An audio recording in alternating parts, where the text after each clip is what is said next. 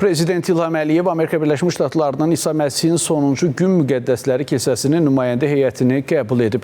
Nümayəndə heyətinə 12 həvari kvorumunun üzvü David Bednar, 70'lər komitəsinin üzvü və Avropa Mərkəzi Ərazi İdarəsinin birinci məsləhətçisi Jack Gerard, Sterling Fondunun prezidenti və idarə heyətinin sədri Miles Hansen və 70'lər komitəsinin Mərkəzi Avropa və Avrasiya üzrə kvorumunun üzvü Paul Picard daxildir.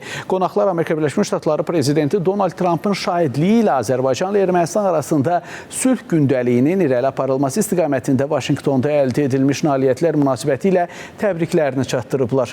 Təbriklərə görə təşəkkürünü bildirən dövlətimizin başçısı Vaşinqtonda Azərbaycan və Ermənistan arasında əldə olunan razılaşmaların tarixi əhəmiyyət daşıdığını deyərək onların regionun inkişafı üçün mühüm rol oynadığını vurğulayıb. Donald Trump'ın yenidən prezident seçilməsindən sonra Azərbaycan, Amerika Birləşmiş Ştatları əlaqələrinin yeni mərhələyə keçdiyini bildirən prezident İlham Əliyev bu ilin avqustunda Vaşinqtona səfəri çərçivəsində ikitərəfli münasibətlərimizin inkişafı ilə bağlı mühüm sənədlərin imzalandığını xatırlayıb. Görüşdə Azərbaycanda mədəniyyətlər arası və dinlər arası dialoqun təşviqi ilə bağlı dövlət səviyyəsində həyata keçirilən işlərdən söhbət açılıb. Bu istiqamətdə ölkəmizdə bir çox mühüm beynəlxalq tədbirin təşkil edildiyi vurğulanıb.